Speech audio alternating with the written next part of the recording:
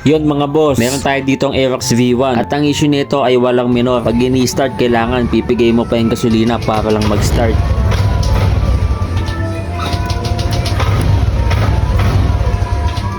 Nakita nyo mga boss, hirap na hirap yung makina. Salang muna natin sa diagnostic tool para may idea na tayo kung ano ba talagang problema ng unit na ito. Sa ganitong kaso mga boss, una kong chine-check yung ISC erasure value na ito. Minsan kasi kapag hindi na tama yung value ng ISC mga boss, nagloloko talaga yung minor na ito. Kagaya na lang nito, nag-number 2 na siya mga boss. Susubukan ko kung kaya ko pang i-reset ito. Kadalasan kasi kapag nag-number 2 na ito ay hindi na ito kayang i-reset. Kailangan nyo nang ipa-flashing yung ECU ninyo mga boss kapag ganito. Pwede rin naman gumamit muna ng manual ISC kung hindi pa kayang ipa-flashing dahil medyo may kamahalan din ito. At ayun mga boss, kinaya pa naman ng diagnostic tool ko na may reset ito. Pagkatapos kong itama yung ISC value nito ay sinunod ko ng buksan yung throttle body nito. At ganito nga ang bumungad sa akin mga boss, napakatindi ng dumi ng kanyang throttle body. Yung unit nga pala ni Bossing ay naka-washable air filter. Kaya ganito na lang kadumi yung throttle body ni Bossing. Kaya masasabi ko na hindi talaga ito advisable lalo na kung hindi naman kayo regular na nagpapalinis ng throttle body mga boss. Ito naman yung ISC mga boss, tignan nyo naman kung gaano kadumi ito. Tapos ito naman yung bago at pagkatapos natin linisin mga boss. Natanggal ko na yung mga libag-libag mga boss, pati yung ISC malinis na din ulit.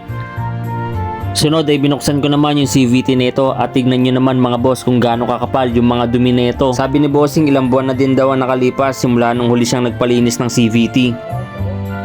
Tapos yung belt ni Bossing ay palitin na din, puro bitak na mga boss. Tapos ito naman yung ipapalit na belt, Yamaha Genuine.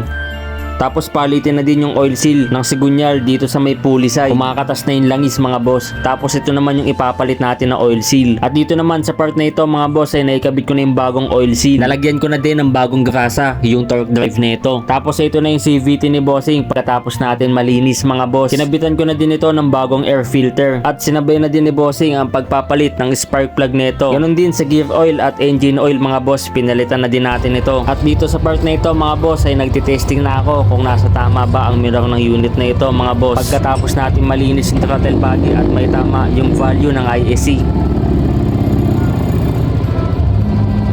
At ayun, nasa standard na RPM naman siya mga boss. At sa part na ito ay okay na at nabuo ko na yung unit mga boss. Final testing na lang tayo kung mamamatay pa din ba yung makina.